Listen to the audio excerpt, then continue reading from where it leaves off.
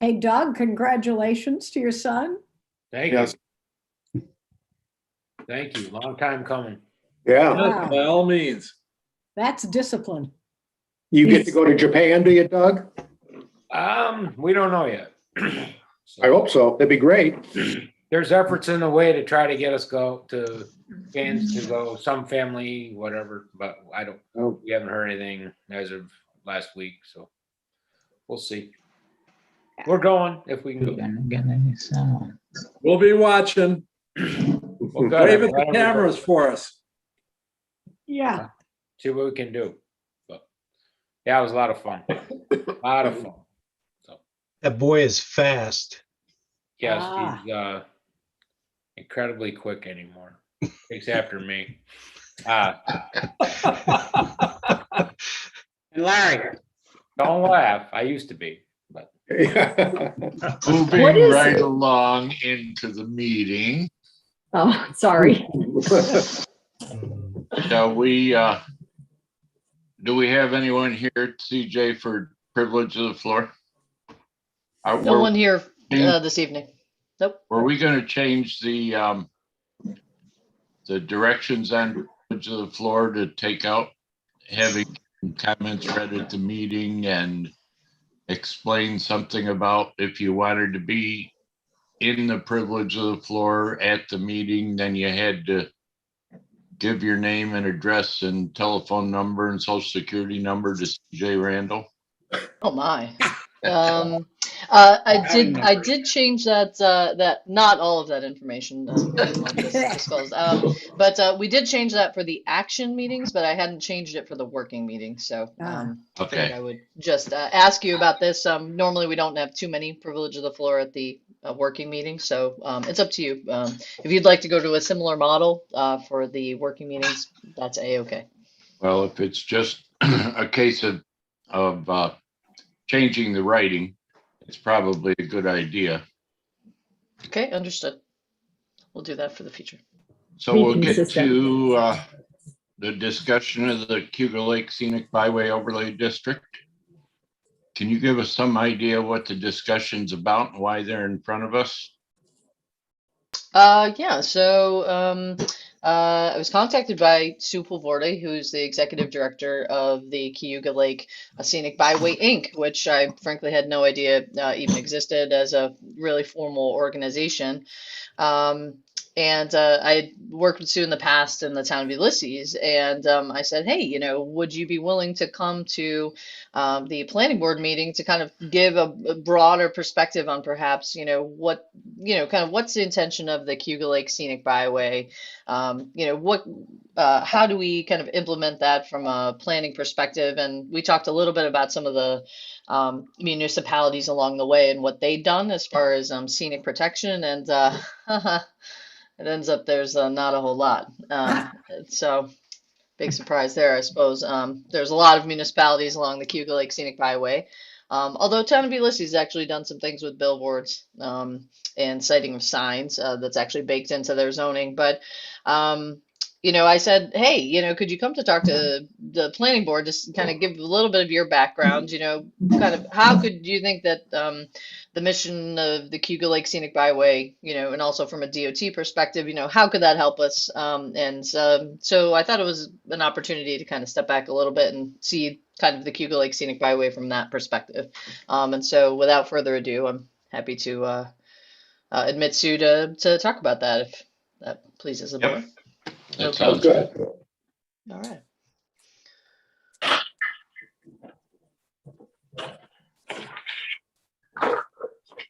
Hello, Sue. Good evening. Hello. Hi. Hello, everyone. Hello. Thank you for inviting me. So would you like to give us an overview of where we stand on the scenic Cayuga Lake Scenic Byway and what kind of attention and in what direction we should be paying to this? Well, okay, so the Scenic Byway was designated back in 2002 officially by New York State. And so the not-for-profit formed a couple years later to manage the byway and to also create programs and promote the area as part of the whole scenic byway structure under New York State. So we have been doing that, working along. I was joking with CJ that I think we have a bit of an identity crisis because I don't think a lot of people know that this not-for-profit exists out there. You see the signs on the highway, and that's about it. But we do exist. We have a board. We've just put some new members on. It's supposed to be 15 members. We only have 12 voting members. And then we have ex officio members, which include the tourism offices from Cayuga County, Tompkins County, and Seneca County. And then the planners from each of the counties. So Nick Hemholt from Tompkins County is there, Carrie Terwilliger from Cayuga County, and Harriet Haynes from Seneca County. So we have pretty good representation on the board. Our board consists of a mix of residents along the byway, businesses along the byway, and then institutions that we just standardly want on. So Cornell University is represented there. The Ithaca Tompkins County Transportation Council is there. State Parks is on the board.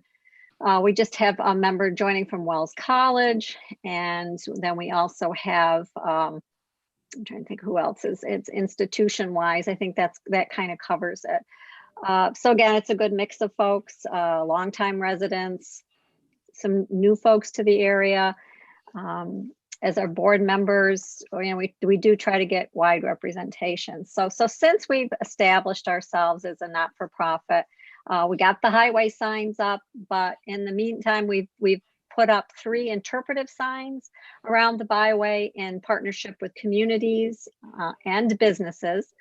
2 of the wineries, Montezuma Winery and Buttonwood Grove Winery, host interpretive signs. We did a sign about viticulture at Buttonwood, and we did just a general sign up at Montezuma, kind of orientation for the byway. And at Frontenac Park in Union Springs, we did a sign about the fisheries, and we also introduced the story of Old Greenie, the monster in Cayuga Lake. So we have a mix of education, culture, history, and natural resources. We're also going to be introducing some new programs. We have a geocaching trail around the byway, and actually one of the caches I believe is in your town park off a trail. So that's an activity bringing people to the area. There are 20 caches that were planted around the byway by geocachers, hardcore geocachers that did this program for us. And newly coming out this year, some of you may have heard about the Blue Way Trail that the 3 counties are working on, primarily Tompkins and Cayuga County, but the Cayuga Lake Scenic Byway is going to take that on and manage it. So 12 sites around the lake, which includes Myers Park, will be highlighted. We'll be advertising this. We have a guide. We're going to be selling this.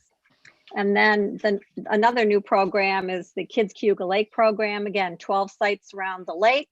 It's an activity book, free of charge, that families can do and go visit the 12 sites. They have to solve a riddle or answer a question about something at the site. We have some word search puzzles in there too. And then in concert with the Blue Way Trail, we're going to be introducing a birding trail for novice birders to learn about our avian population that lives here year round and then also travels through the area on the migration route. So that's what we've been doing as a not-for-profit. Now we have no regulatory authority. We do have to rely on all the towns around the lake to protect the byway, which is something that you folks are looking at now with your activity that you're doing.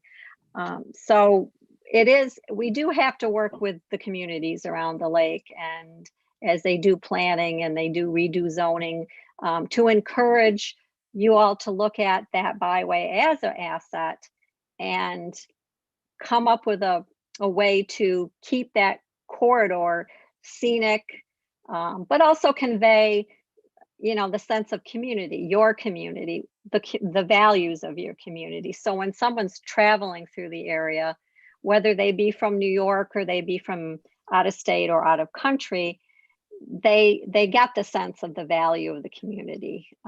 So it is scenic resources, it is historic resources, it could be something that's a cultural resource for your town. And it might be something kind of funky, who knows, whatever your community, whatever is the sense of community that you have. But getting back to what protecting that corridor means is making sure that development, first and foremost, I have to say, we are not anti-development. Part of our mission as a byway is to encourage economic development. But we also, on the flip side of that, want to make sure that it's scaled appropriately, that it's not a detractor from people that are coming to the corridor to visit the Cayuga Lake area. And again, it be unique, so that as people are traveling through the area, they're not going, this is like anywhere else USA. Why did I come to the byway? There's nothing scenic or unique about it. I see all this stores and whatever development where I live.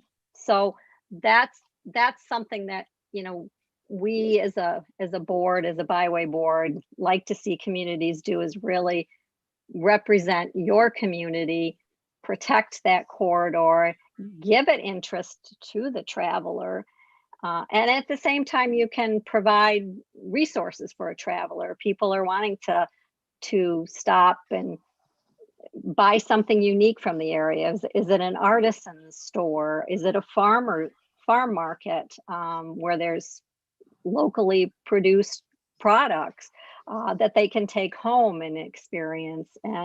Or is it an overnight accommodation, that's something they've not experienced anywhere else? So there is opportunity for economic development along the corridor, and we certainly encourage that, and also encourage it in areas that are appropriate too. So I got all these notes here. I want to make sure I cover them all. So, but again, scaled appropriately, appearance appropriately, and does provide resources for all the traveling public. We think of cars, of course, but we have a lot of people that come here and bicycle the area.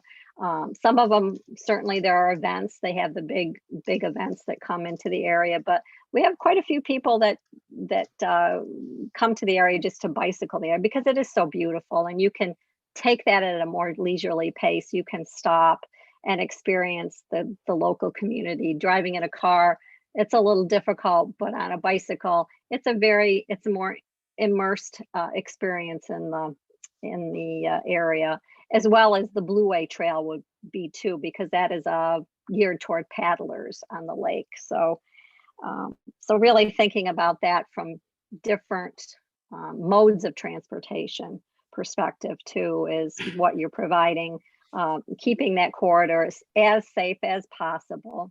We can't do it 100%, but as safe as possible. And that leads into what kind of development goes in certain areas too. So am I giving you too much information, or am I not giving you enough there? So could you give us an example of detractors, what you would feel would be a detractor along the route? Well, I would, something that's flashy signs and bright lights and, I say funky colors, but something might be okay if it's a little odd color. But, and then I think anything that's really large scale, largely scaled. I don't want to point to any one particular kind of development because that's really hard. But something that's really sticks out like a sore thumb. I'm going to use that analogy. Is it really doesn't contribute to the scenic beauty of the area.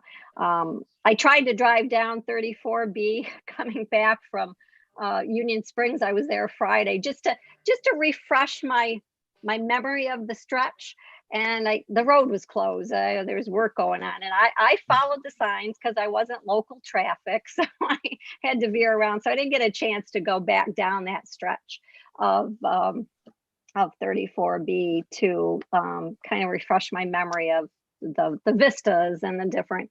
And it's not all the long views. I mean, it really is both sides of the road, because you do have nice open farm country going through there. And you know, somebody coming from a more metropolitan area, they don't get to experience that. So I guess, yeah, I can't say point to a specific Right, kind of but development. it's not necessarily use, it's more compatibility. It's visual aspect of the development is what you're more concerned with. Is that correct?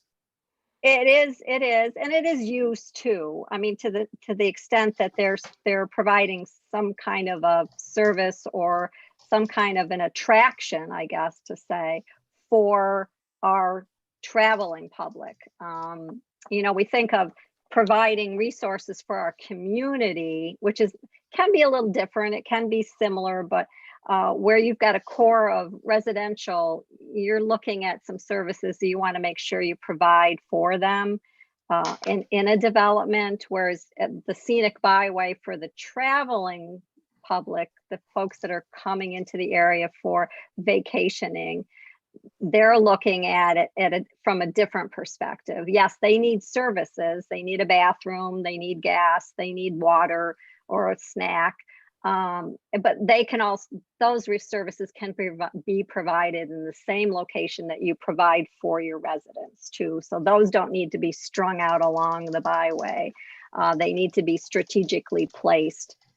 And again, they can be strategically placed where you need them for your residents in your community as well too. So I think I kind of see it as, are there things, unique kinds of developments that would be an asset for the traveling public as well too. So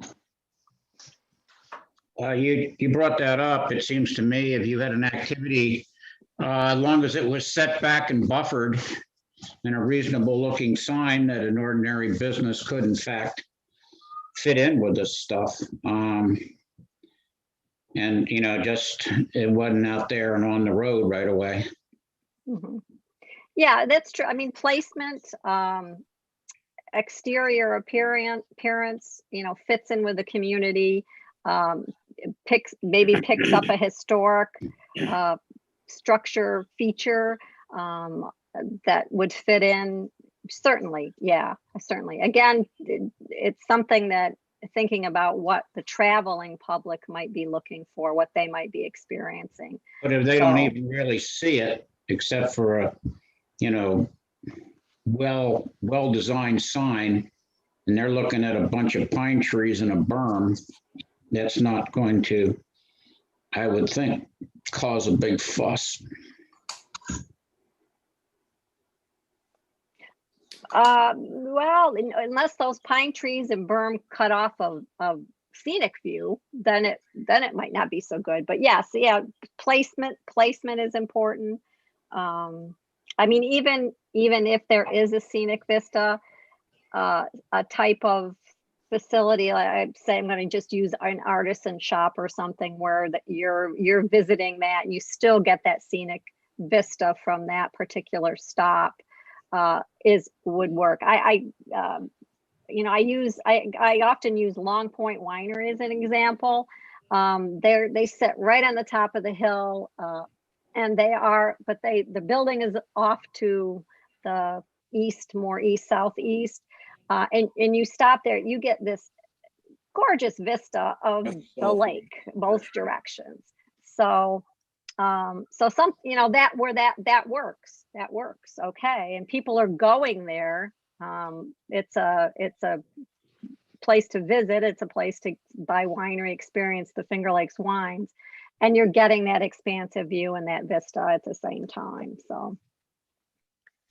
So it's a fine balance, as everything is in planning and zoning, a fine balance there. Sue, may I ask for a point of clarification?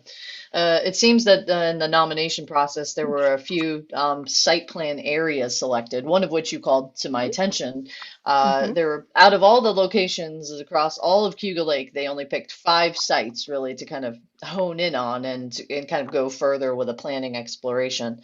I'm wondering if there were any, kind of what the process was for the South Lansing streetscape project, and also kind of I'm curious about the byways and planning board, of course, too, about the vision of this kind of like urban or village kind of hamlet almost context at South Lansing, while the remainder of the byway seems to be towards a more rural context, but it seems like this is considered to be something of a village / hamlet center.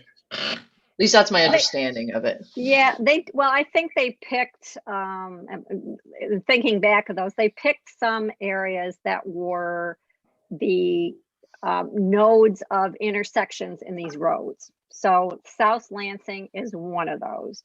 It's the intersection of 34, 34B where people have to turn to get on that byway. They did another one up at 5 and 20 and 89. They felt there was a place there. That's very grandiose, and that would take a lot of effort to do that. But again, yes, you do have this little hamlet area. You have the historic in there, and Rogues Harbor there, having a senior moment. Rogues Harbor right there too. So there was already a concentration of community there, and which has changed over time, like everything does too. But that they felt that because people will need to, you're slowing down, you're stopping, you've got to turn, you've got to, like, orientation. It's an orientation location there. So I think they did try to go around the lake also to pick areas within each of the 3 counties to highlight, to say, here's an area that really would be an asset to the byway if it were developed. So South Lansing was one. As I say, up by 5 and 20 was another one. They had the overlook on the way to Teganic out to up by Glenwood Pines Restaurant. So they picked some areas. Union Springs was another one, just because lake access. It's a community park right off the byway, and so I think they were trying to find areas with different aspects, different features. So, did they look at Ludlowville? That really has an extremely rich history. Well, I mean, they called out, there's a resource, there's a whole resource list in this nomination packet, which becomes our management plan. So they did call out Ludlowville as an area of interest as well. So so there's a whole list of resources there, and it's something that now, as the board, as a not-for-profit, what we're trying to do with all these different programs is to highlight areas. So we haven't done anything with historic resources yet, but we would. So there would be a historic resources tour, so that we can get people to areas that are not just like right on the byway, but get them off to other areas to experience the culture and the history of the area too. So they did look at, there's a whole list of resources, cultural, historic, natural resources that are in this document that are called out for points of interest too. So yes. Sue, a question about how supportive has the state been of like a lot of our scenic byway in Lansing is state highway. Looking at doing different rest stops or widening the shoulders for bicycles or things like that. Has the state paid much attention to the scenic byway process as far as their development? They haven't really done a lot with us since designation. They put the signs up, and we now, that unit of DOT had a big retirement outflux there. So we have some new people to work with. So to your point of pull-offs and turn-offs, I actually sent up a couple projects to DOT and asked them, hey, could you guys, pave these areas? We could put an interpretive sign there. So we've got a new group of people that are very much more enthusiastic about helping us out. And we're, as a really small not-for-profit, we're trying to get our traction under us too, and try to get some programs out there to show that we are, we're out there and we're doing something for the scenic byway. So there's going to be a lot of repaving done this year in stretches. It's just probably what the work is starting now on 34B. So they are doing that. They are paying attention to that. And all the scenic byway, why it's a designated scenic byway, it is all state highway. That's why it's designated as a scenic byway, because it is all state highway. So Okay. yeah. So we're starting to, try to flex the muscles with DOT too, to have them help us create turnoffs. There is grant money out there now through the federal government to do some of these programs, but we would have to partner with the town of Lansing. Town of Lansing would be the grantee, with the byway as a sponsor too, because we're so tiny. I mean, we have virtually no budget, so we don't have we wouldn't have matching grant money.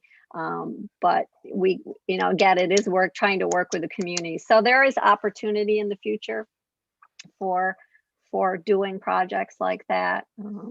Again, we just, we're trying to do things that are manageable for us as a not-for-profit too. So yeah.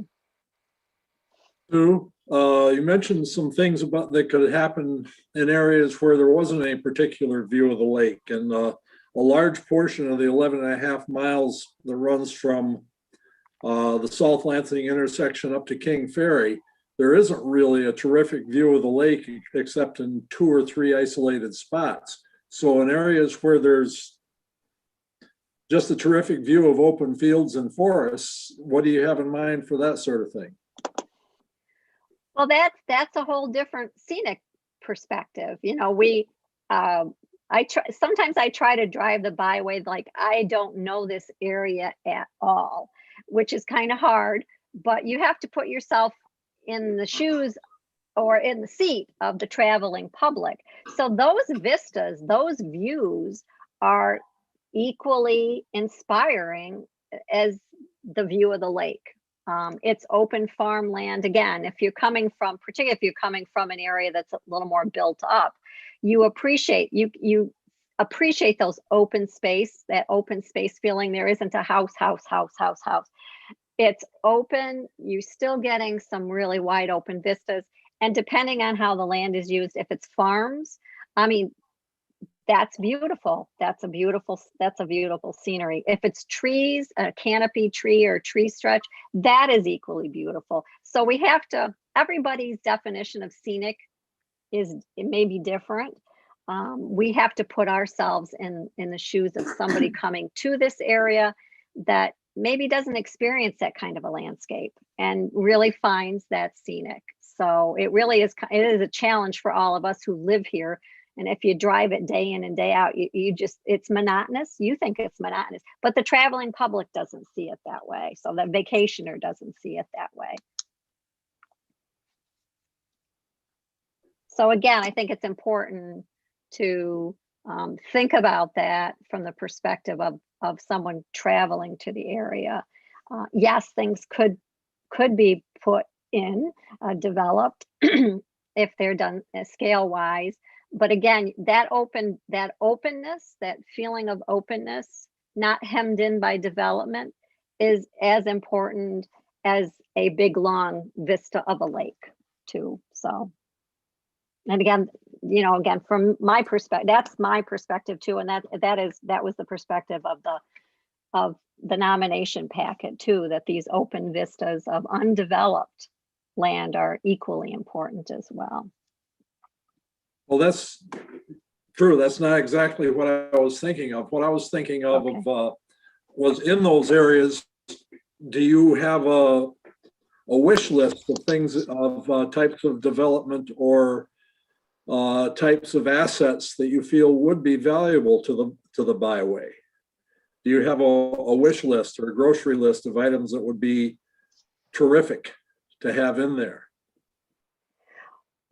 We don't have a grocery list of that, but I would say, I mentioned some things like a farm market, or a market that sells crafts, arts and crafts of the area, or an artisan's studio that would be an attraction for someone coming to the area to stop and visit, spend a little time there, spend a little money there to help the economy. I mean, because again, we are economic development too. So again, depending on where it's located, I mean, I wouldn't want to see a Dollar General. They're going up everywhere because that's not so much the traveling public, but something that's unique, something unique to an area that you're not going to get anywhere else, or you're not going to get in the developed nodes, the city of Ithaca or Lansing, Village of Lansing, or Union Springs, something that would have them stop. A winery, I try not to promote alcohol wineries, but wineries, things are popping up all over, cideries or an orchard stand, something that's unique to the area that you're just not going to get somewhere else. But other types of development, maybe I mentioned overnight accommodations. If there's something unique, maybe not so much a hotel or motel, but cabins, or I worked for New York State Parks. I was a recreation planner for the Finger Lakes State Parks region. I always wanted to do yurts. I think yurts are cool. And I always thought a yurt colony would be really cool. So if somebody wanted to do something like that, that would be great, and this pandemic has got everybody's thinking a little differently too, of, people want separation now, a little more separation. So something like that, an overnight accommodation, that would be good too. Again, it's going to keep people, something that potentially could keep, well, we want people to stay in the area longer and experience the area longer. So they may be staying along the byway, but they're going to go out to other areas of town of Lansing, or they're going to, go up to Aurora, or they're going to go to Auburn, and then they're going to come back and they're going to stay in the area. We'd like to see people staying, 2 to 3 days and spending money here. So things like that, something that would be, an asset to a traveler too. So I think the key thing is people, I think anyway, maybe I've been around too long, but their time is valuable, and they're not going to come up here to drive around. They're going to want a program of seeing different things that might interest them.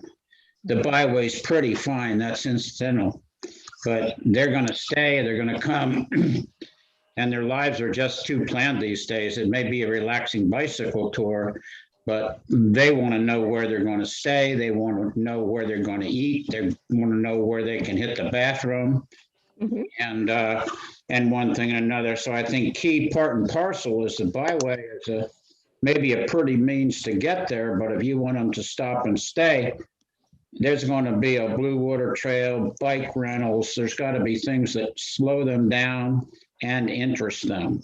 And as you say, the winery trade is a little different show. Not so much family, and sometimes it's not always a great environment in some of these wineries. When you get too many people, you know, whereas you have great historical resource and geological resource and fishing opportunities. Yep. And the byway is modestly incidental. But your idea of turnoffs and interpretive stuff, I think it's a great idea. Because And that's why we did the children's program too, is to send the message that it's more than a place for adults to come. We got some great resources here for families. You know, we did this for families. Yeah, that's the key part right there. Yeah. So they know what they're coming to. And there's an Eastern Cuba Lake Shore guide that was done years ago. You probably saw that. Mhm. And, you know, that kind of thing where you almost need a third party to organize to map things out for people. Mhm. So Right. the bike group has a support band, but I'm shooting my mouth off. There's business to get. What do you mean by that? Go ahead, Deb, you had something you wanted to bring up. Well, I'm just wondering if Sue has read, because particularly with the COVID, I've been reading people are not going to be traveling internationally. They're thinking of staying in the States more. Are there any studies or any, seat of the pants estimation that people are planning to come up into the wilderness of upstate New York? They certainly are. They did last year, actually. They some of the businesses actually did okay. They were staying. People came here and stayed, and they rented homes. They stayed in cabins, state parks. They camped. People, rented RVs. People couldn't get a hold of an RV. So yes, we're going to see the same thing happen this year again. The Finger Lakes Tourism Alliance folks surveyed some of the folks that are on their email list, and they said, yeah, absolutely, we're coming this year again, because we have wide open spaces. People can get their space. They feel safer. It's not congested. They can go take a bike ride on the Black Diamond Trail, or they can go walk the trails at any of the state parks, or go to Myers Park and rent a kayak or rent a paddleboard, canoe. Yes, people are going to come to this area this year. We're going to see tourism start to go on the uptick a little bit more than we did last year. So especially as people get vaccinated, they're going to be a little more comfortable coming. Again, all the businesses will send the message of masks, social distancing. We're still going to need to follow those guidelines. But yes, people are coming, and they're going to probably come from a little farther away too. Our market tends to be Pennsylvania, Ohio, Massachusetts. Our contiguous states, New Jersey. But I think we're going to start seeing some folks from a little farther away too coming to the area. So in other words, rather than paying money to do studies about how this can be taken advantage of, let's spend the money on advertisement, because by the time the study's done, the ship will have sailed. What study? Yeah, well, somebody mentioned something about some studies that were being done about things that could draw people out here. And I said, I don't think we need studies. I think we need advertisement to get people here, because by the time a study is done, for all the money that's spent on it, it'll be too late. Mm-hmm.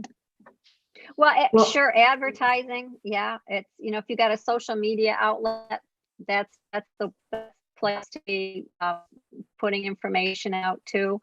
But yes, certainly getting the word out that this is a place to come. We've got the wide open spaces. We've got lots of activities: hiking, biking, paddling, boating. Take a tour on the Discover Cuba Lake boat. There's tons of things to do here. There really is. And places to visit, all different types of land resources to be able to experience. So advertising is key. I think our tourism offices are doing a good job of that too, of getting the word out. you know, regionally, the Finger Lakes Tourism Alliance is doing that. You know, Tompkins County's, you know, advertising. So is Cuga County and Seneca County, keying in on the fact that we are, you know, we do have these wide open spaces where you can social distance and still have a great time. So Sue, how about short-term rentals? at short-term rentals, I think, you know, again, I think that was an industry that did well last year. Short-term rentals did, because people didn't want to stay in a hotel. They were not comfortable. Even I don't know about the bed and breakfasts. I think their business was down a little bit, but short-term rentals a couple of the companies didn't have enough places to rent. It was in big demand. So yeah. So as I mentioned, you know, something like a cabins or yurts or whatever you want to put up would do well, and they may do well in the future too. You know, we projecting out what's going to happen post-pandemic is really going to be hard to tell, but certainly a place, you know, having access to internet, high-speed internet's going to be key, because people are going to, even though they're maybe taking a break on a vacation, or maybe it's a working vacation, they're going to come here and they're going to stay someplace, and they're going to need high-speed internet. So as we see, you know, companies are rethinking where their people work.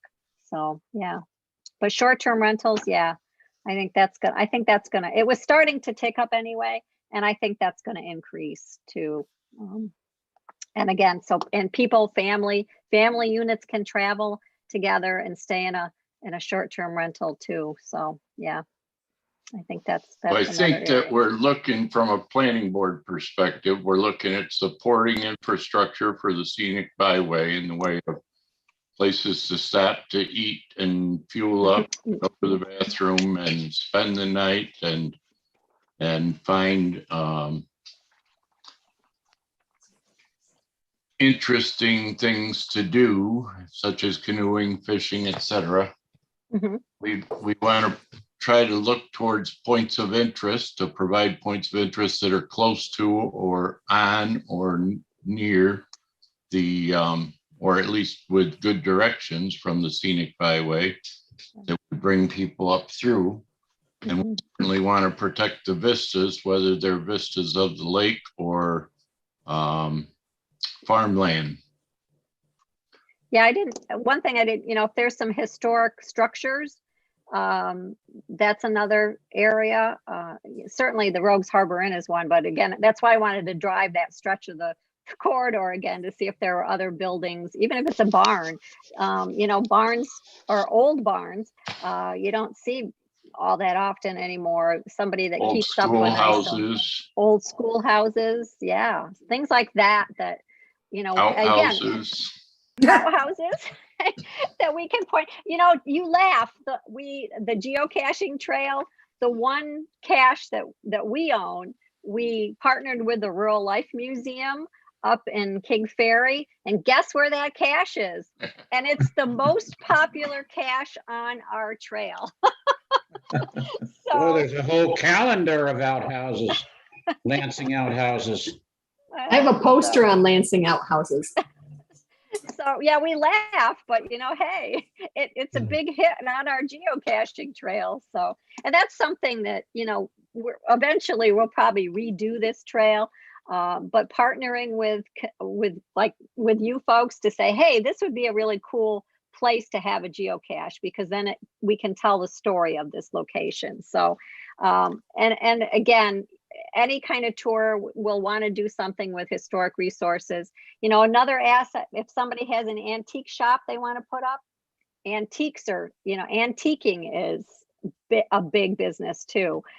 So something like that along the byway would be an asset too. So I would think an electric charging station would be very desirable to have in the community. No? Yes. Oh, absolutely. Absolutely. And that's where maybe that when CJ talked about that node plan that was in our management plan.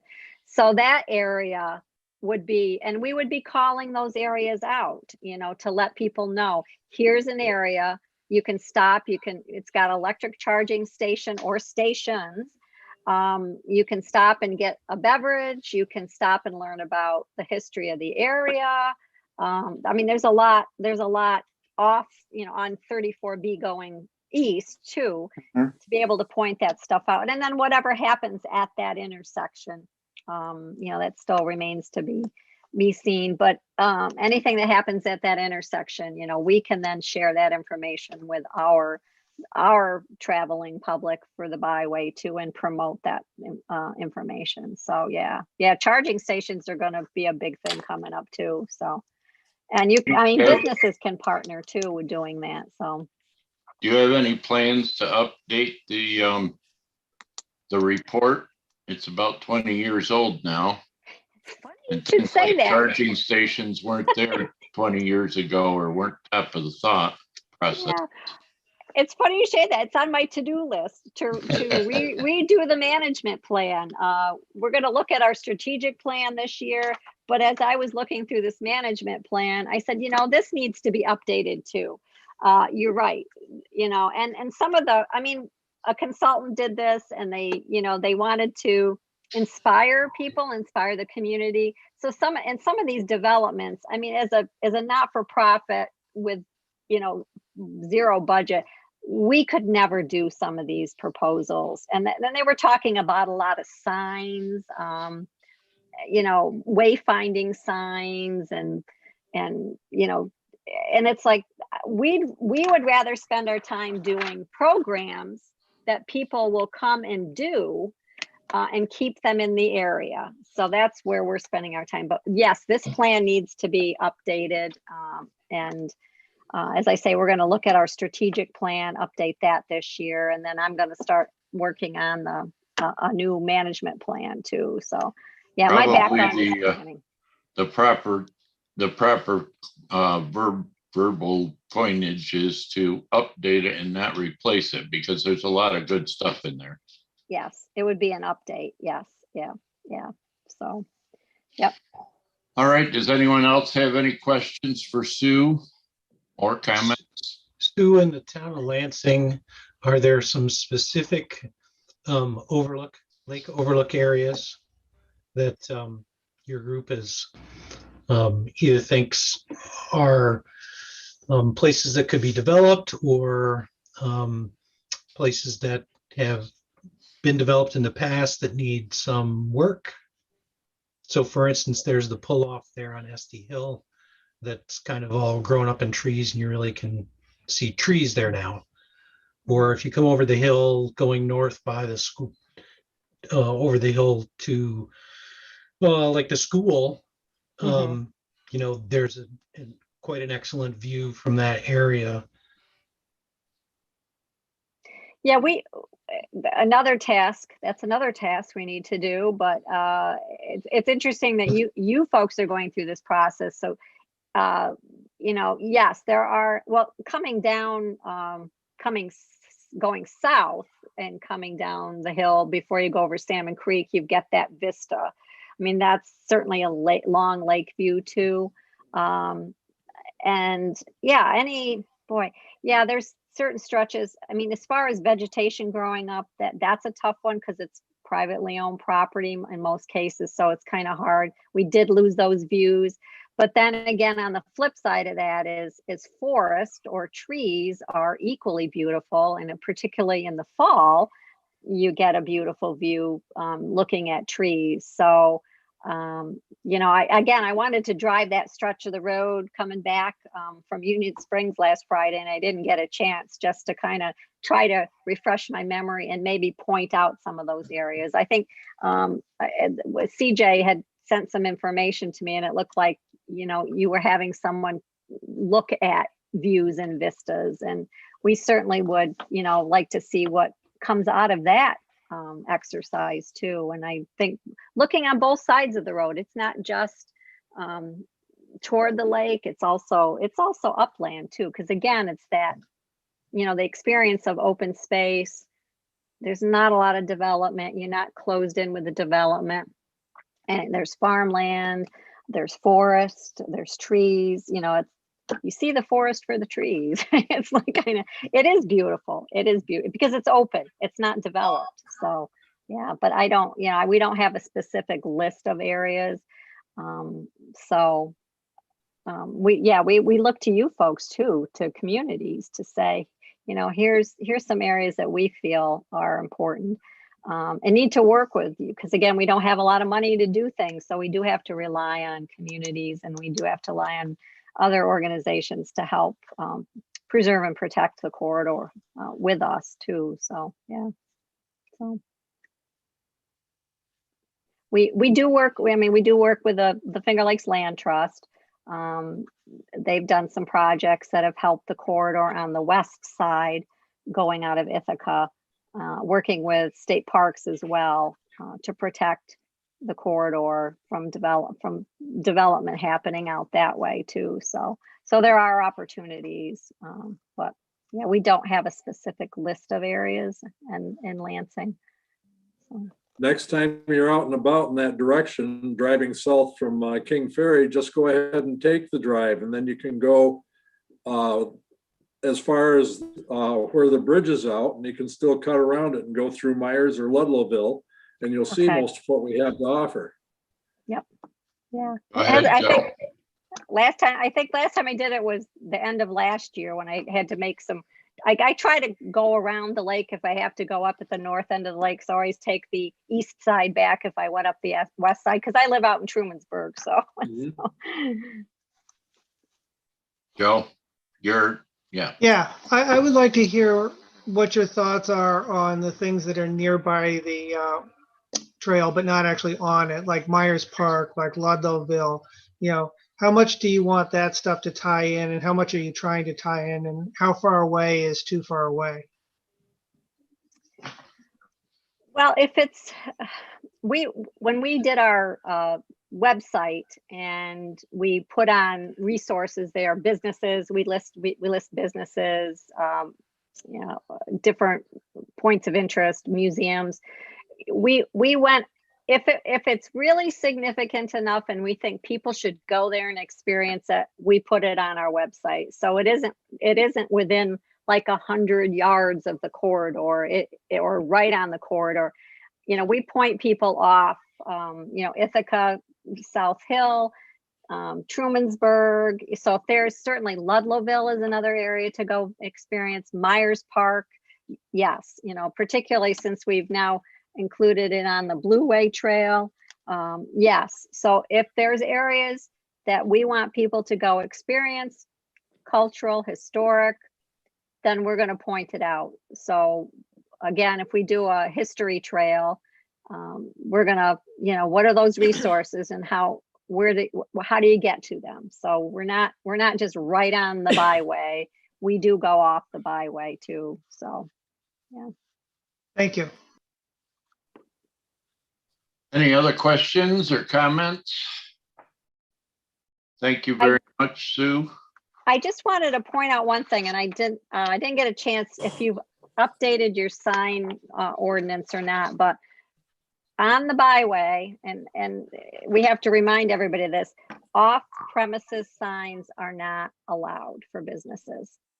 That's just part of the state mandated, regulated scenic byway program.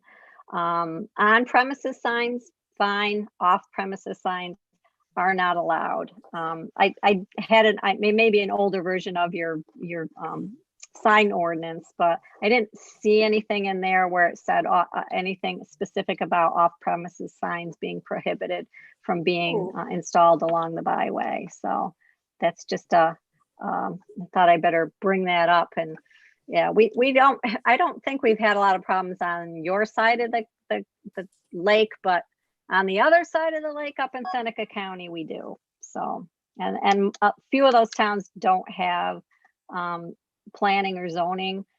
So it's difficult to work with. They do have some codes, but yeah, so that's a little more difficult to work with folks that don't have planning, comprehensive plans and zoning. So, but yeah, off-premises signs are not allowed along the byway. Yeah. Is that a state? Yes, that's part of the New York State Scenic Byways regulations. So, There goes Brightleaf.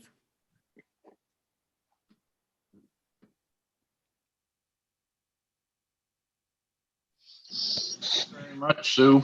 okay. Well, Appreciate thank you. your information and thank you, CJ, for mentioning it to her so that she came and if no one else has any questions, we'll move right along to our next item. Thank you very much for letting me participate, and I look forward to following your process too. Thank you, Sue. Okay, thank you. Thanks. Okay, now we have some proposed amendments to the site plan for Dutch Harvest Farm. But yes, and I just also want to mention the no billboards or off-premise signs are permitted in any area of the town without a use variance. So just wanted to have everyone breathe a Brightleaf little, Make sure that you. breathe a little So- easier there, that section of code. So it is in there, even if it's not labeled scenic byway law.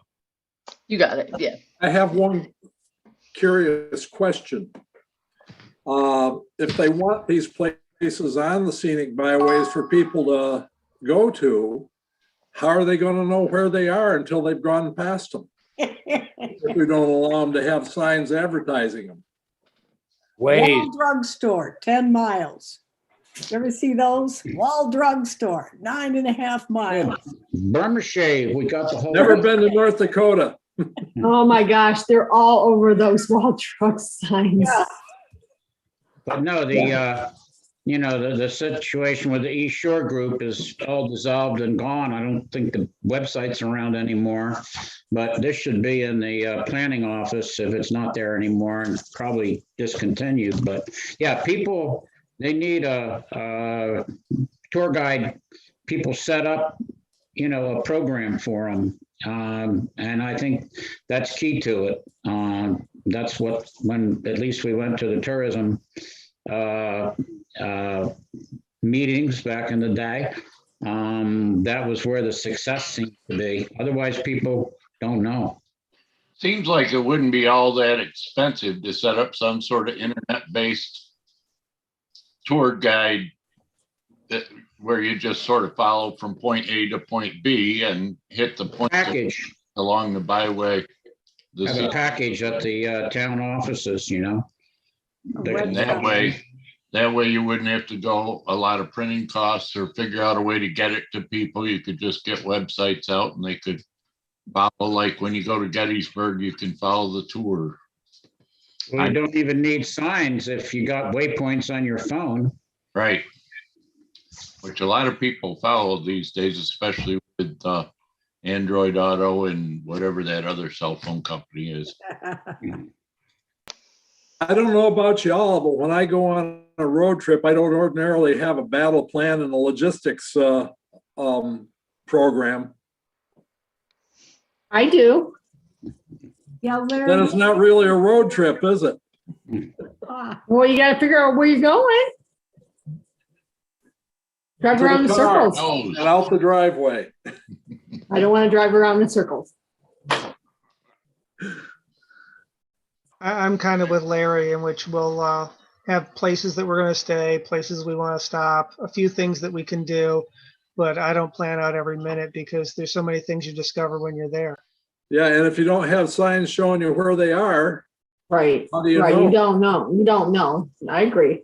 think you better- Michigan at least has a tremendous tourism package on both Better. coasts. Well, at least they have signs telling you, go here or go there. Turn on the notifications on your phone and I'm sure Google's more than happy to let you know where there's something of interest. The best is talking to the people who live there because they know about the places that aren't necessarily on the web, aren't necessarily signage, but sometimes they're the best places to go. Yeah, like a favorite watering hole or favorite swimming hole. Mhm. Mhm. All right. So is Laura here from Dutch Harvest Farms? Yes, yes, would you like me to admit her? I Okay. think so. All right. Did we lose somebody? I guess just Sue, maybe. Oh, wait, yeah.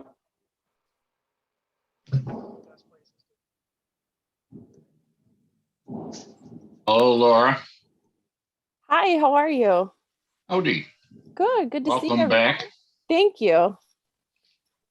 So would you like to lead us through what your proposal is and how you would like to amend your site plan? Sure, absolutely. So first of all, thank you for taking the time to chat with me. So as we're getting near the end of construction and looking forward to our first events, it came to our attention that we had to put in our parking lot signs, which is not an issue, as it was planned on the paper. And I had told CJ that I should have paid a little more attention to what the engineer had put on there. And so that was definitely, I'll take the, the blame for that one.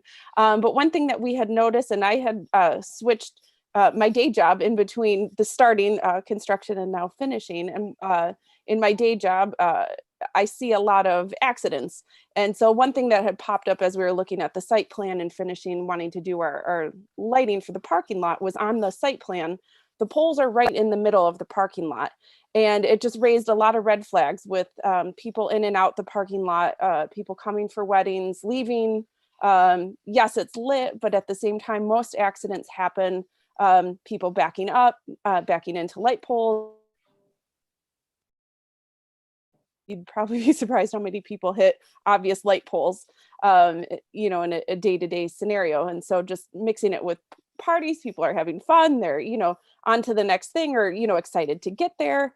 It quickly came to our attention that this could potentially be a safety and a hazard with having the light poles in the middle. So that then mixed in with, we know that there was a concern with the neighbors as far as the light, although they have to be dark sky compliant, which is not a problem. We still wanted to figure out a way to also be as respectful as possible of our neighbors on all sides, whether it be the hunter, the farmer, the neighbors across the street, that we just wanted to be respectful. And so we had thought, combined with safety and trying to be respectful of neighbors, we wanted to see if it would be okay with the board to put our lights along the perimeter of the parking lot instead of just straight down the middle. Would that render any areas of the parking lot underlit, or would there be sufficient lighting for the whole middle area? Right. So what I had sent to CJ, and I totally put an asterisk with it and said, I'm not an engineer. This is taking the photometric plan, and it may be overkill as far as making sure that it, crossed reference, I guess, or, coincided with the next one neighboring. From what I could tell, and CJ, correct me if I'm wrong, but it looked like the photometric plan had that there wouldn't be any gaps, because the one end of the parking lot is further away from the barn. So we want to make sure that people are safe and that able to, and feel comfortable too. When it's pitch black, you want to be able to get to your car and feel comfortable. And so, doing the whole perimeter, basically the three sides was, we felt it was sufficient.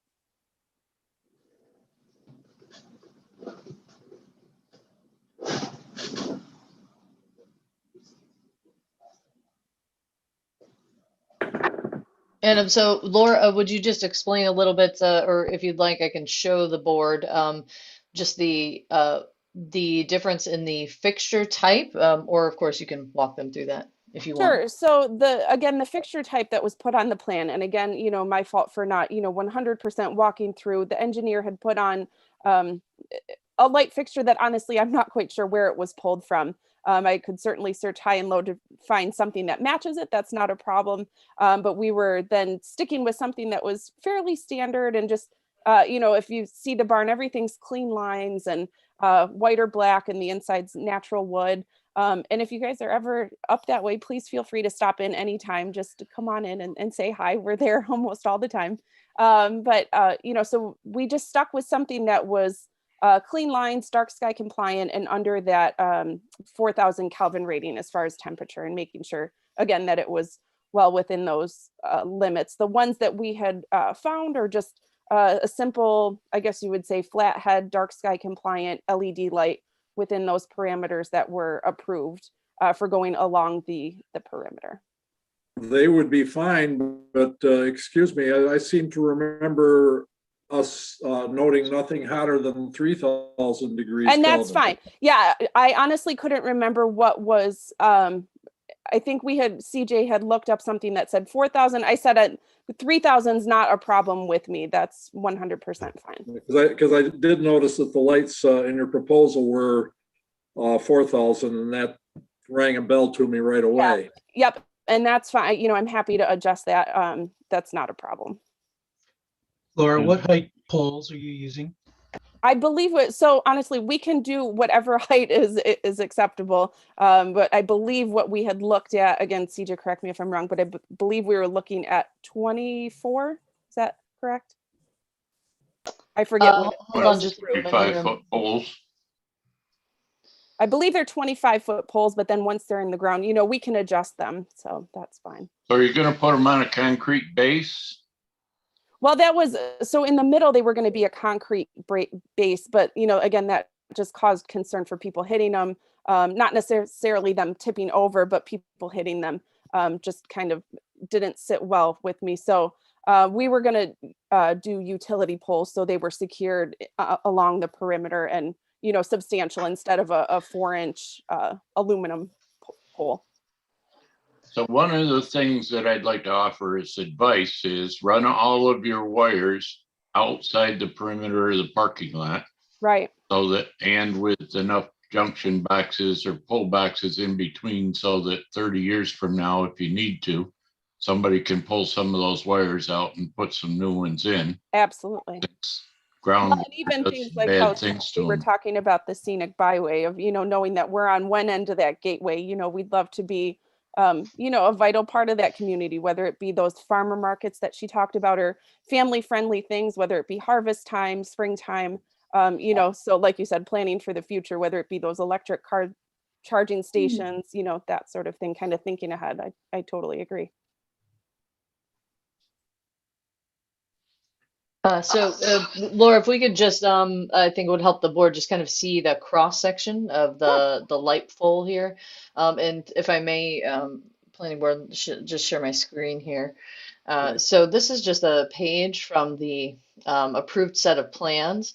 And so in essence, this is what we were looking at to help make a determination on the lighting. And I did see that it was, what was approved was a 4,000 color temperature 71 watt LED lamp, and it's approximately 20 feet from the bolts, and then another 2 feet on these hooks here. And so the question was, obviously there was a aesthetic difference between, although not with the LED bulbs themselves, but rather with the fixture.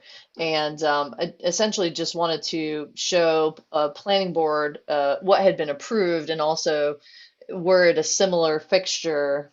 I think Laura sent around a tear sheet, I think, of the spec sheet that was that's shown as an alternate, essentially. Could you share that with us on the? Yes, absolutely. But Laura, I don't. The one thing I don't have is like a full mock-up, like an equivalent cross section of the spec sheet with the pole, with the illustration. But if you have that, absolutely. I could try my best to Photoshop and muddle my way through it. Okay.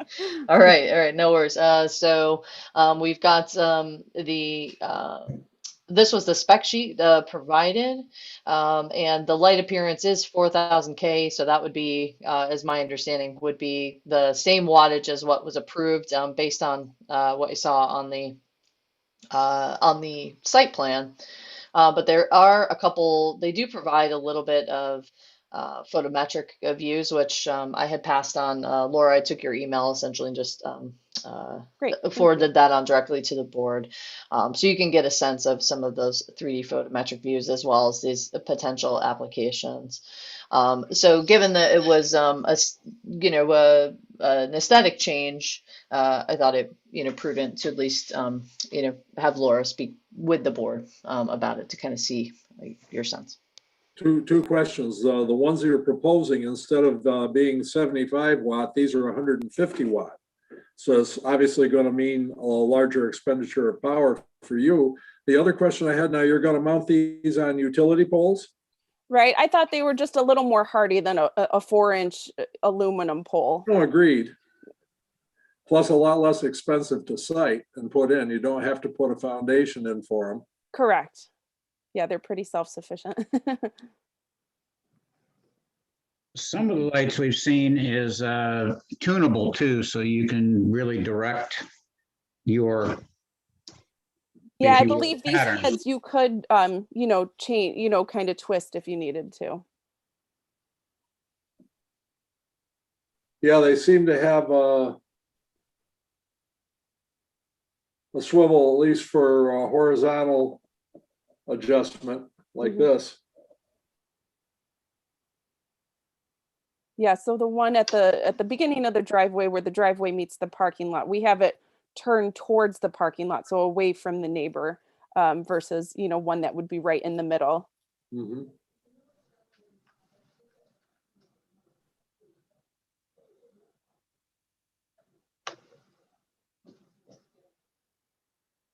So that was our chair, Jerry. He just lost power. So Mine's been I was getting flickering. flickering. Mine's Yeah, flickering. yeah.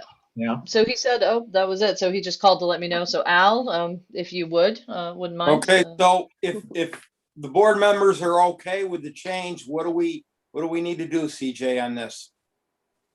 Yeah. So, do we have a sense of what has essentially been approved? Do you feel that you understand what the difference in the height and the materials would be, if any? Is there any question about that with the board? Any board members concerned with the change? Well, are we going to go with 3,000 Kelvin? Yeah, 3,000. Okay, Larry, you had a question? Well, other than the 3,000 Kelvin, I was wondering about the height. Before, the bottom of the light was set at 22 feet off the ground. I was just picturing the site and saying that if we made the new lights at maybe a uniform 20 feet, there'd be a little less. They'd be a little less visible from the road, particularly because of the hedgerow. Can I just ask one question, just purely informational, just out of curiosity? Does it then cause a concern with if there's larger, I know part of the parking lot design was we had to make sure there was ample room for, like fire trucks to turn around, that sort of thing. Is there any sort of concern if it's a little lower that they could, when they're swinging wide, take it out more or less? I don't think there would be an issue as far as height. Okay. And again, if we approved 22 feet before, I probably don't see anything that wrong with 22 feet. I was just considering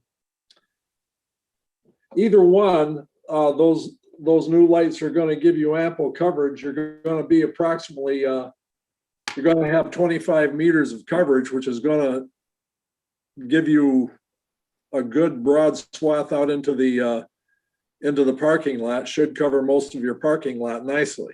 Absolutely. Okay. Lynn, do you have a question? No? Anyone else with any concerns? I'm not sure you've clarified who's a voting member at this meeting yet. I didn't, will we have to vote on this, CJ?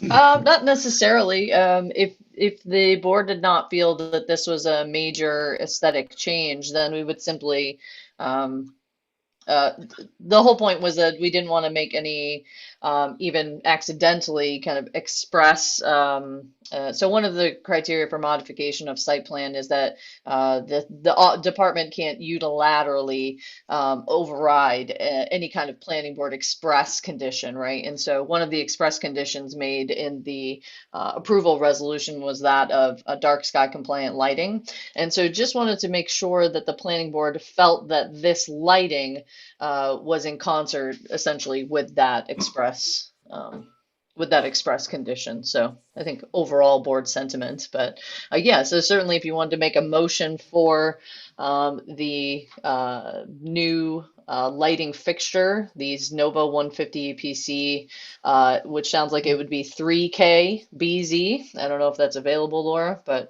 We'll find out. okay, all right. So it sounds like that's would be the spec sheet that the planning board would be looking for. And I'm also hearing, and I had to bow out for a second when Jerry called, but am I understanding that the fixture should be mounted no more than the height on the site plan approval previously, which was what, 22 feet.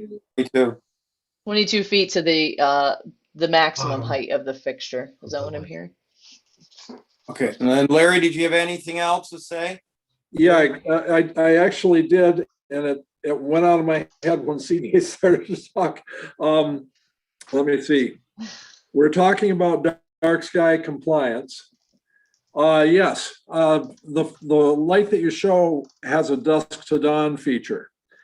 Is it possible to override the dusk to dawn with a timer and shut the lights out when the facility is closed? Right. So that's another thing we did with the lights on the barn was we have, basically a kill switch, so when events aren't happening, December, January, February, we hit those switches and, then it's not just glowing for, the world to see sort of thing. So that's not a problem. Okay. But that could be even in season, you could shut those off. Correct. After the Right. facility is closed. Yeah. Right. Yep. That's not a problem. I mean, I wouldn't have anything against the motion sensors, so they would come on if anything was fooling around. But I think the people in the area would be very, very pleased with the idea of having them off after you were closed. I hope so. Okay. So I guess if we're going to take a vote, is it Tom or Dale? Who's up this time? Dale. Dale? Okay, Dale, you'll be a voting member. So I guess we're going to entertain a motion. Is that correct, CJ? Yeah, just to clarify, so that motion would be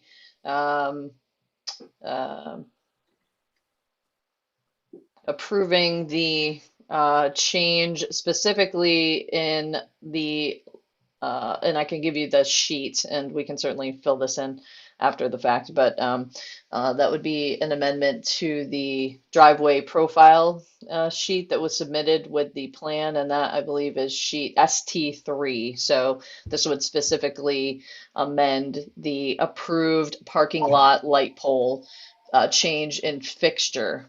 Although what was approved was 4K, I just want to be clear. So, but it sounds like the planning board would like to amend that to a 3000 K color temperature, a fixture mounted no more than 22 feet in height on the same 4-inch diameter aluminum pole. Is that correct? No, these are going to be on utility poles, and they'll be around the perimeter of the parking lot rather than in the middle. So the motion should also read that. Okay, and acceptable change as per the photometric plan submitted in the email. Correct. It was sent. Okay, got it. Correct, and that's showing 4 poles, right, Laura? Yes, I believe so. Okay, so this is a change to the pole. So it will also be a 4-inch pole, but a utility pole. Is that Well, correct? quantity. These are about 6 to 8. It'll probably be between 8 inches at the base and 6 inches up Correct. at working height. Yep, correct. Okay, just okay. Okay, 4 utility poles. Okay, and was there any other significant change to the light pole parking lot spec sheet that you think the planning board should be aware of relative to those fixtures? Or is that does that explain it all? Looks like it to me, just to clarify that it's 3000 Kelvin instead of 4,000. Okay. So can we have someone have a motion, please? Motion. Second, And so we have Lynn and Deb. CJ, do you want to just take a general? It's just a motion. It's just a yay or nay. Yay or nay? Okay, all in favor? Yay. Yay. All opposed? Abstain? Okay, I guess it's passed. Great. Thank you so much for your time. I really appreciate it. thanks for Thank you. following How are up. things coming? How Great. far along are you? Well, we're getting really close. We're getting down to the wire. So I appreciate CJ getting me in, but we've got 25 weddings booked for this year. No Good, kidding. good. Good. Good for you. Including the Wow. Lansing prom, which we're really, really excited about to host them this year. Ah, Including who? The Lansing High School prom. So these sweet kids Nice. didn't have a prom last year with COVID. So to be able to host is just, I think that's going to be the thrill of the season. I'm really excited. aw. Outstanding. Yeah. So please come by, visit anytime. Okay, good luck. Great. Thank you, everyone. Have a good Thank one. Bye. Bye. Okay, CJ, what's up next? Okay, everybody, just wanted to bring, as I know it's a very, it's an important, land use to this board. I just wanted to let you know that the Office of Renewable Energy Siting final regulations went into effect. I think I sent that in the very kind of dense late Friday night email I sent you maybe about a month ago. But I did just want to just bring that to your attention and kind of have an understanding of, if you did want to make any specific recommendations relative to meeting with the agricultural committee. I have reached out to them a number of times since, I guess in the last year or so. And I've asked if they wanted to meet to make any changes to the local laws, and then I haven't heard much from them. So I guess no news is good news, as it were. But I did just want to mention, it seems that, of course, in a final read, there was 2 changes in between the draft version and the final version, and it really did revolve around host community benefits. So I did just want to let you know, I've been kind of carefully watching the projects that are currently in the queue. So the Office of Renewable Energy Siting has a page where they have their current applications that are under review. And it seems like there is something of a testing of the waters theory here going on. There's 3 projects. They're all significantly different in size. One of them is a 184 megawatt wind in Orleans County, which probably surprises no one with the wind coming off the lake there. Then you've got Morris Ridge in Livingston County, which is of very special interest and one we're going to be watching very closely. This is a 177 megawatt solar with 83 megawatts of battery energy storage. And then there's a solar, relatively small, 36 megawatt solar project out in Riverhead in Suffolk County, Long Island.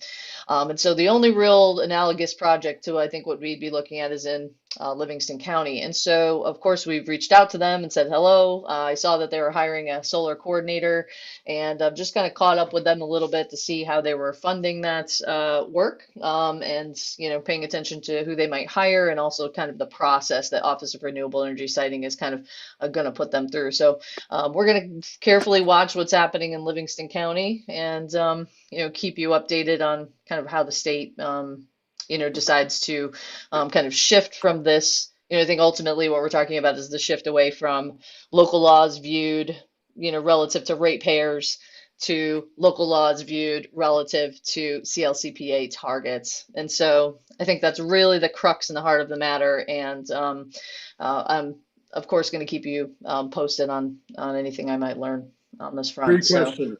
Yeah. First question is, these are for the ORAs, those new laws are for the big commercial size plants. Are the small plants like the one on Jerry Smith Road still going to be within the purview of the municipal governments? That's an excellent question. So anything over 20 megawatts can opt in to the process if they wish to. So it kind of makes this optional for projects, of a significant size. But I think the Jerry Smith Road project is, how many megawatts was that? It was 5, 15. 3. 15. No, Okay. that's 15 acres, and I thought it was 1 megawatt for every 5 acres. I'd That's have to what they look were at the telling us. approval, but I think the Jerry Smith Road project and Nexamp's project, as it were, is more equivalent to a community solar size project. For those, we have fairly uniform pilot agreements. Yes, and those would certainly be subject to municipal home rule and the solar and wind local law, which you all worked, very The hard. second question is, what's your read on the state regulations as far as making sure that the developers clean up when they decommission? That's also a really good question, and one that I'm told is left to the municipalities. So I think that we were really fortunate in this aspect to have the attorney for the town, Guy Crow, writing that section on abandonment and decommissioning, because I think it's pretty strong as far as these local laws go. So. And as I recall, we had stipulated that everything that was placed down to 4 feet would be removed and the soil would be reconditioned. Is that correct? That's the way it was the last time I heard it anyway. Yeah. Yeah, and I think we're actually kind of ahead on this. There wasn't as much focus, I don't think, at the state level on soils plans. I think the way we put a significant work in, I think because we had a soil and water conservation district looking at our local law. But yeah, I think overall, like from a land use perspective and some of the traditional bulk and area things we think about as zoning, I think that's largely going to be out of our hands, shall we say. But that said, the one definition that was new from the draft to the final was the definition of host community benefit. So that is going to be a really interesting policy question that the town will be looking at. Should someone, remember, this is all, of course, at this point, still very theoretical. Should the town ask to be, well, voluntold to host one of these large-scale solar facilities, there would be, my understanding is, a significant direct payment to the municipality, as well as a la carte pilot agreement similar to what the power plant had, where that was negotiated between the town, the school district, and county in terms of what the payment in lieu of taxes would be for that. So I think that's a really interesting area of policy, and that's one where I think the town has very much a lot of leverage. So we'll just The kind of stay other, with those. the other of my 3 statements, I have been in contact with some of the ag community. Not Lynn necessarily, but I'm sure he has been in contact with quite a few as well. And the one that I talked to couldn't understand why we couldn't get people to respond to our comments and requests to get involved. But the other thing is, if everybody doesn't know it right now, there are 3 major property owners that are currently seriously working on developing some of their land in this commercial solar biz. At least 3. And how many acres 1,200. per project? One of the ones I know of would be a combination of 1,200 acres for 3 property owners. Okay. So I went to that solar energy regulation training or online. I didn't go to it, but online. And so they were talking about how the farmland could be restricted. Like if it was prime soil, that it could be restricted. And I didn't really get a chance to ask any questions about it. But do you know anything about that, Suchet? The possibility would be they would look at not prime farmland and brownfields and NISDAM should have a say in it, but we shall see. CJ may have more updated information. As far as the committee, if I could stick my nose in on Tom's and Dean's behalf, we definitely did discuss the fact that the prime farmland, that the quality of the farmland should be considered before allowing it to be used for this. So I don't know I haven't delved that far into the new regs. CJ, what do they say? That's a good question, and I'd have to do a little more of a keyword search on that. I think they do ask them to identify that, and I think that this is a really kind of interesting tangent that we're talking about here relative to prime soils, because recently the folks at New York State Association of Counties, it's part of the new state budget, says that there will be a farmland protection working group. And I'm guessing that this probably came out of a push from the counties who are kind of anticipating some of these projects, to really have somebody talking on their behalf. And I think it's kind of funny because, as you know, the unreasonably burdensome standard is somewhat borrowed from ag and markets core language there, so I think really bringing them back into the conversation is going to have a big influence on Office of Renewable Energy siting as well. So I think it's really, and I dropped their draft regulations into the docket here, so you can kind of see the landscape of this farmland protection working group. So I think it will actually be exciting with some of the research that's coming out of Cornell relative to agrivoltaics. And so the good news is, as far as I understand it, there have been no projects that have even made their way through NYSERDA's rec solicitation. The biggest project was the Silver Line project. That was the 200 megawatt project that was going to touch down in Lansing and Groton. And that may be what Larry's referring to. But my understanding is they're still kind of stuck in the ISO queue. I don't know if they have the incentives to move forward. I think they're still working on land assembly. So it might be some time before we see something significant come out of that, as well as the power plant, which is a big question, of what those lands will be surrounding there too. So there's a lot still up in the air. So. Well, and they were saying that the right to farm has a special designation, so it could protect that land.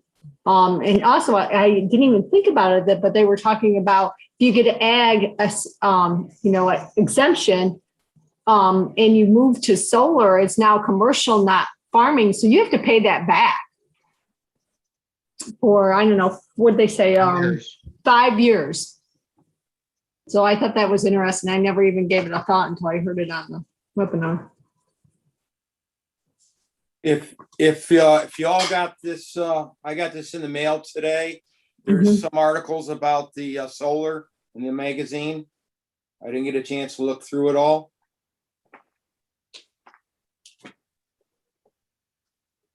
Okay. Anything else, CJ, on the solar? You're muted, CJ. Yep. I think that's kind of the highlights for now. I would say just kind of stay tuned. We're obviously carefully watching the ORS permitting queue, the ISO interconnection queue, and nothing's going to sneak up on us, at least as far as I'm could be aware of. So. Okay. So CJ, there was no change in the setbacks with the revised ORS regulations. Exactly. Those stayed the same. I think it was 250 from non-participating residents. 100 feet I'd from have the to property line. I'd have to pull it up. I don't know them off the top of my head, but yeah, I believe everything else changed the same, other than they added in a definition for, I think it was geographic extent of project or area of extent of project, and then host community benefit. So that's going to be a really interesting piece, and that's really largely going to be driven, I think, by an interesting confluence of this farmland working group and the Public Service Commission. So that's about as fun as it gets. So in regulatory circles, I think y'all don't seem convinced, but I think it'll be really interesting. So I'll keep you posted. Okay. Anything else, CJ, on the list for tonight? Oh, yes, one last thing. I almost forgot to tell you. And you probably already know, New York is legalizing marijuana. And so people are calling the office and they want to build, marijuana retail facilities. And I just want to wonder, what does the planning board think about Along the adult scenic use? byway. Well, so that's what got me thinking about it. So yeah. So the town has until the end of the year to opt out, and I think it's like speak now or forever hold your peace. So I'm kind of just wanted to get a flavor I think it from. sucks. Okay. You wanted to know. Larry, No, no, it's cool. I think it's going to be a major, major show. My sister-in-law lives in Colorado, and she says contrary to all the hype about it cutting down the activity of the cartels are running wild. She lives in Pueblo, and she says that it's terrible. And the fact of traffic accidents and stuff like that. On the scenic byway. Talking to Nationwide, that's a bunch of crap too, that there's real issues. Well, it's still illegal. I mean, it's like drinking and driving. You can't be high and drive. Still illegal. The problem is there are no standards that the police can apply to proof of Like a being high. breathalyzer. You're probably too young for the Cheech and Chong albums, but I'm sure Joe has some on the shelf. Well, it's not really any different than what's going on now. I mean, people are smoking and driving. It's going to be, it's illegal now, and it's going to be illegal after the law is changed. The problem is legal guns, right? I mean, everybody's using illegal guns out there, and the messes we're having now. yeah, those guns, they just go out and kill everybody. Everybody with a permit. Hold on. Adult use cannabis. Let's wind it back to the So CJ, back about opting out. What do you mean by can you give me a little more about that? Yeah, so the town's got to say, it seems like what I'm reading from, some of the bulletins, and correct me if I'm haven't been able to wade through every inch of the legislation, but my understanding is that towns kind of have to make a stance on this. Towns, city, basically anywhere with municipal home rule kind of has to say, all right, here's the hours of operation, which is so interesting because normally that type of that type of latitude is not inherent in zoning. So I find it interesting that the state has decided to, kind of give this power back, shall we say, relative to only this use, though. So we'll see how far it goes. So time of use and also whether we want to opt in or not. This is kind of the moment. So it's through the end of this year, is my understanding. And some ideas could be a floating zone relative to this, where you had a certain amount of square feet available, say, for this particular use, and then once it touched down, that would be it until the town saw fit to amend the zoning relative to that. So that's one idea. And of course, another idea is to just opt out completely. That, of course, does probably come with some financial implication. And my understanding is the county is going to be supporting this, if you can imagine. Big surprise. So maybe they could get a cartel member as an advisor. Oh my. The floating zone seems entirely appropriate considering the use, but I don't know. We have to have places for every other activity, adult entertainment. It sounds like it's a really kind of interesting show that it's even possible to opt out, but we'll wait and see. So CJ, you're talking about things like the sale or a place where people can imbibe, not growing. Is that correct? Yes, that's right. Exactly. I believe the growing, the big kind of question right now and the calls that I'm getting relative to retail sales are really about, we need storefronts. And what does your town think of this? Because, right now, if you came in, there would be kind of a gamble to say, well, I guess this is general retail. I mean, okay, maybe. I think that there's, I guess that would be subject to interpretation, shall we say, and subject to zoning board of appeals, or board of zoning appeals review, right? So I think we want to kind of get ahead of that, where instead of kind of the state blessing this, us not paying maybe as close attention, and then allowing it to kind of become legal, and then having our first applicant in front of the zoning board saying, hey, you figure this out. So I'd rather not get into that position, but yeah, Dean, to answer your question, yeah, that's my understanding, is people looking for, X amount of retail square footage. So everybody with ag property, whether it was newly allowed as ag or if it was traditionally allowed as ag, they'd still be okay to grow it, right? Well, there's going to be permits to grow it. And if you're growing that kind of product, you're probably going to have it in a greenhouse and taking care of it, and probably pretty good security. Yeah. So it's a bit of an interesting dance. I mean, I think probably it'd be like Massachusetts. I haven't read the damn thing, but I think every adult can have 6 plants or something like that. But Three plants in New York. okay. So, you have to make your kids a little older so in their birth certificates so they can have 3 plants too. But it's not just throw it out in the field type show. And then you have people trying to muscle and steal, and it just gets, I mean, we have plenty of activity and shooting in Lansing anyway, so just improve things a little more. Check your house for bullet holes. Okay, let's wind it down. It's interesting because the reason that the mayor in Ithaca wants Tompkins County to take care of policing Ithaca is because the outlying towns are the ones that bring people into town to cause all the trouble. That's in a letter someplace.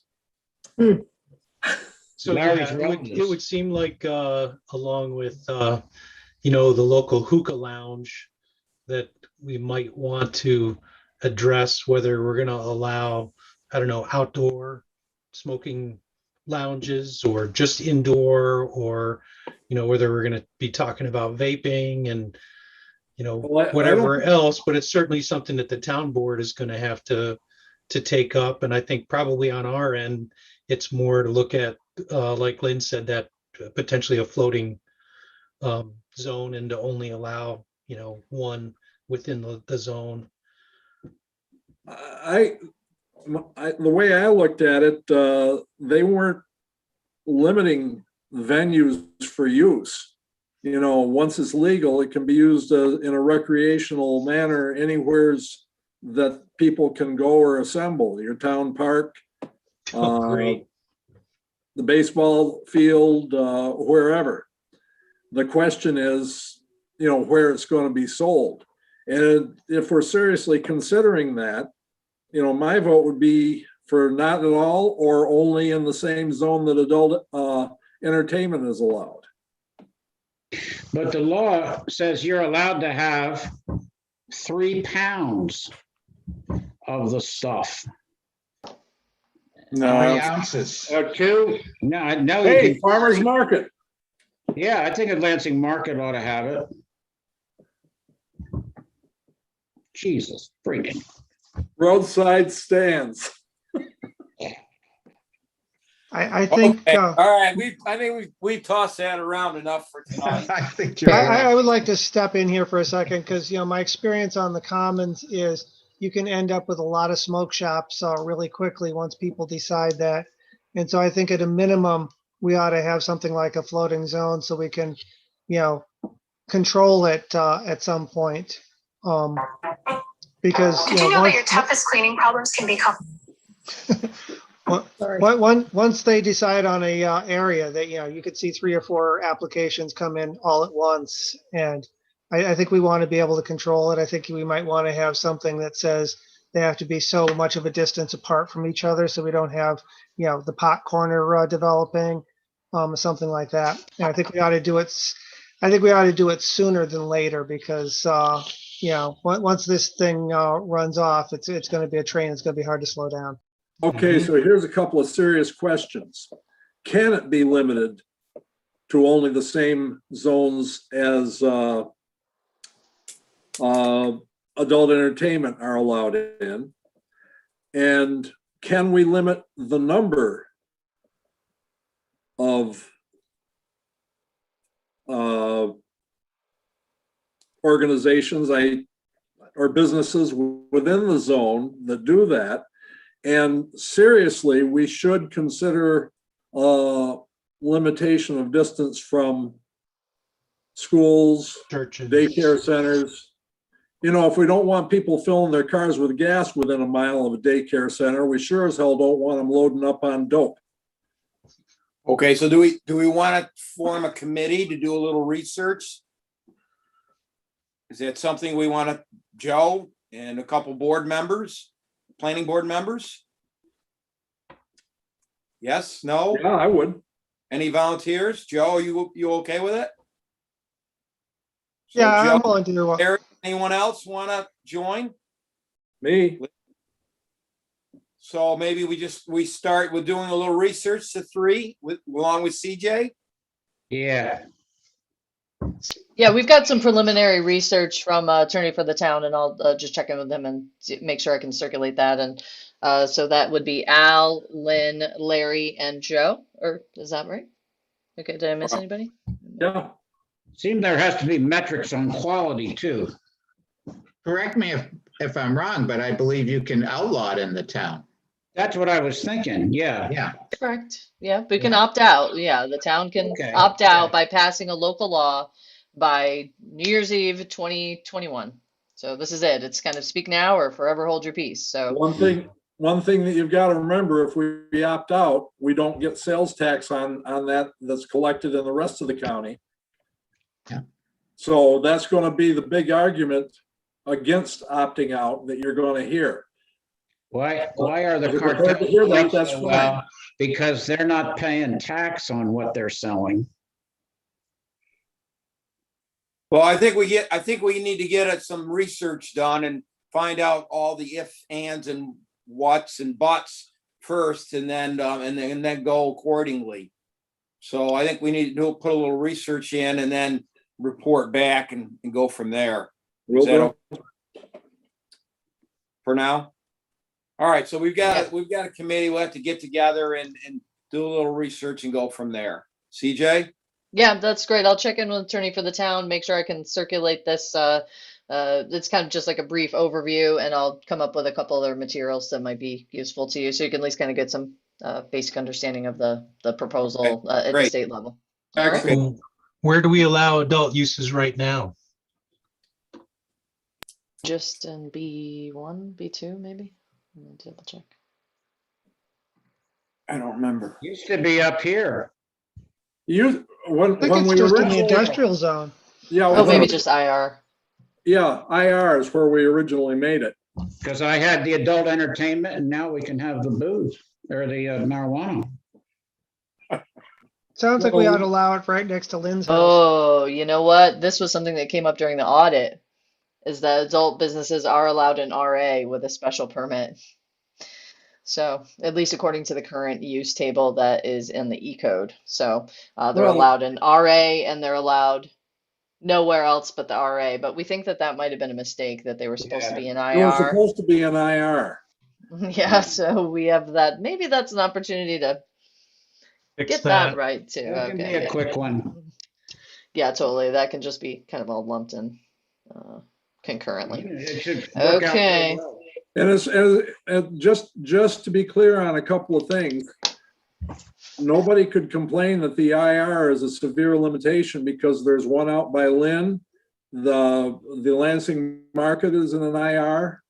And there's one down by Portland Point. So it seems to me we could make the argument if that was the case, those are ample locations, ample opportunities for siting. Unless we outlaw it, but it is should be next to the grocery store. I can see the snack aisle really doing well. I was thinking in the grocery store. It could be the Lansing Market's new product. I think it's going to be controlled by the liquor. I think it'll be like a liquor board thing where they'll, probably. For the tax revenue. Yep. Yeah, it's all about the tax revenue. Yeah, Doug has got it right on. Period. Of course. It is. Doug's right. It's all about the income. And okay, well, thank you for the thoughts on that. I just wanted to get the discussion started and let you know that was happening and that's coming our way, like it or not. So thank you very much. Anything else, board members, you want to bring up? Every time I open my mouth, I get myself in trouble, so no more. Motion to adjourn? Second. All in favor? Aye. Aye. Thank you all. Crazy Good world. evening. Good night. Have a great evening, everybody.